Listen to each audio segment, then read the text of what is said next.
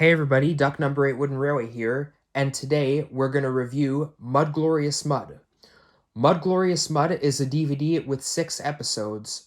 2 of them are from Season 6, one of them is from Season 7, one of them is from Season 10, one of them is from the Jack and the Soda Construction Company, and one of them is from Season 3. Kind of a weird release because they are just putting various episodes from different eras of the show. It was originally distributed by Anchor Bay in 2008. It was re-released by Lionsgate in 2009, and then it was re-released again by Universal in 2014. So this was released on DVD a lot.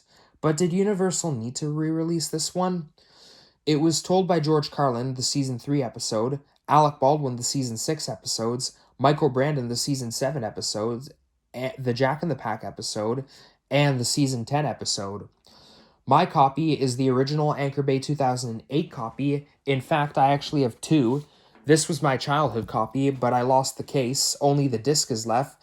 I tried to use paper to redo it, but it didn't turn out really good. That's why I had to get this one, and I like it. It even comes with a slipcover, which is very rare for Mudglorious Mud.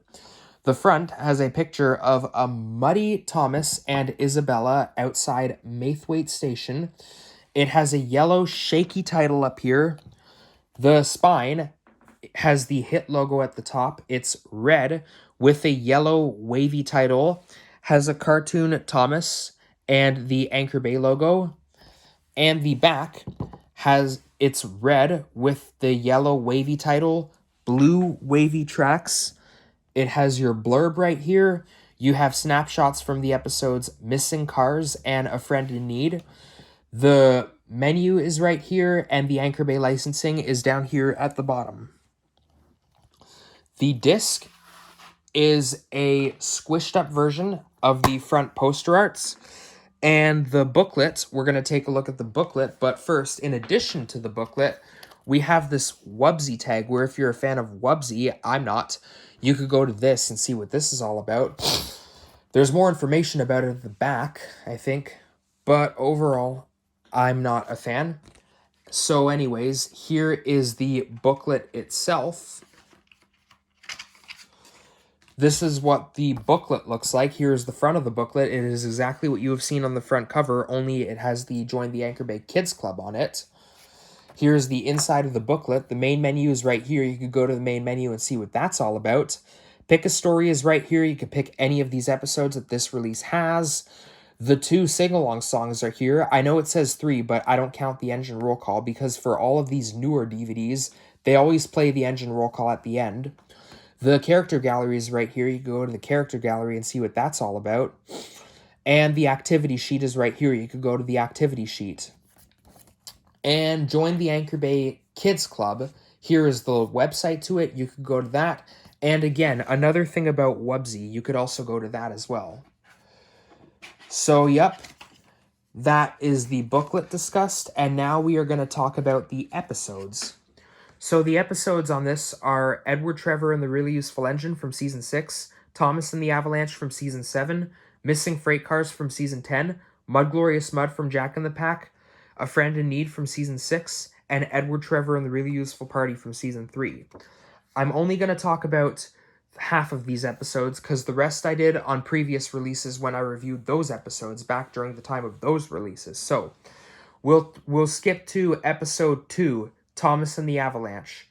Pretty good episode. I like how it's like a nice Christmas episode. I liked the whole thing with Thomas and Elizabeth. I liked their roles in the episode. I thought they were really, really good. But why did it take them until now to put this episode on DVD? And plus, this episode, it's like, this is the only episode that was not released on a US VHS. And why did it take them until now to put this episode on a US DVD? So that's kind of weird. They kind of left this episode out. Episode 3, Missing Freight Cars. This is one of my favorite episodes of Season 10. For once, Skarloey and Rheneas are in proper character. Like, Rheneas is offering to help Skarloey. He wants to do a surprise for him because he sees that Skarloey is tired, so he's deciding to do his work, though. I think this episode works out fine in the Hit era. This is one of my favorite episodes of season 10. I think it works out pretty well. Even though that Rhaenys didn't tell everyone that he was doing it in the first place, I know he kind of made a mistake. He just wanted to help Skarloey because he could see how tired he was, and in the end, it works. So this is another of my favorite episodes in the Hit era, and in season 10, like, for once in the Hit era, Skarloey and Rhaenys are in character. That's why I like it. And episode 4, Mudglorious Mud. I don't hate any episodes from Jack in the Pack, but this would be my least favorite because it doesn't feel, but it's still a good episode. You can never go wrong with Jack in the Pack. I don't think any episode of Jack in the Pack is bad. What I like about this episode is that I like how Isabella is determined to do her job. Even though she got dirty, I like how she is determined to bring the fuel back to the other vehicles. And next, I would like to talk about the 2 sing-along songs with you. They are Song 1, Day and Night. This song is not very, very good. I think it's very, very boring, especially the one line in the song that says, "Life is fun, hip hip hooray." What is that supposed to mean?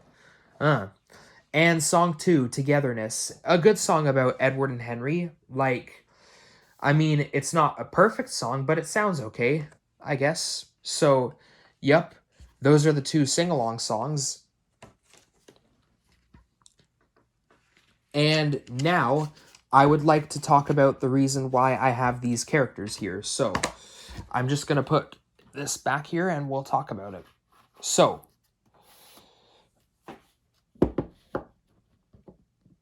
Edward is here because he's the main character in Edward and the Really Useful Engine and Edward Trevor and the Really Useful Party. Gordon is here because he had a major role in Edward the Really Useful Engine. Thomas is here because he is the main character in Not So Hasty Cakes and had a major role in A Friend in Need.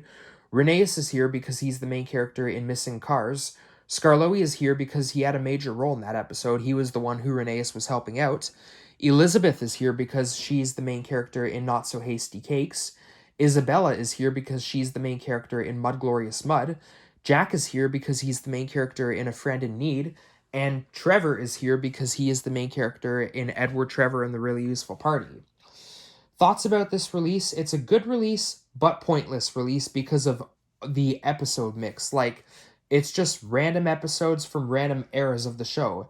And plus, why did it take them until now to put Not So Hasty Cakes on US home media and retitle it Thomas and the Avalanche? The retitle Thomas and the Avalanche means it makes no sense at all.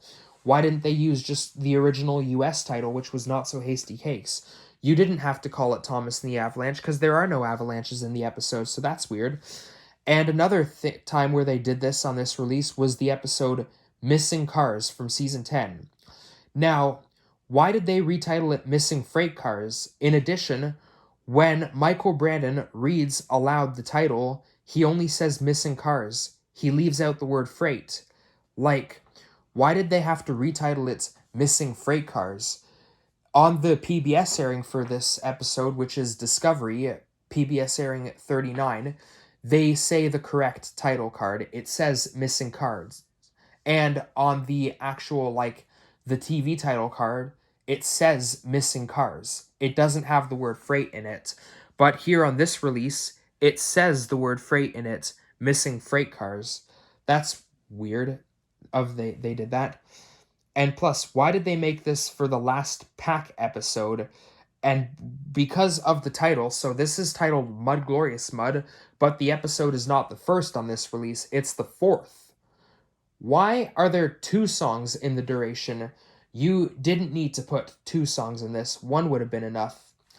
The slipcover is very, very rare. I don't see many Mudglorious Mud slipcovers, but I like it. I think it looks really cool. If you have the slipcover for this release, you must hold on to it for life. This is my only DVD from Anchor Bay in a slipcover. This is the last DVD to have George Carlin and Alec Baldwin credited in the new series writing, and this is my last episodic DVD until Up and Away to have a booklet related to the DVD, as well as the last booklet that is by an Anchor Bay release. So this is all I have to say about this release. I hope you enjoyed the review, and stay tuned to Henry and the Elephant.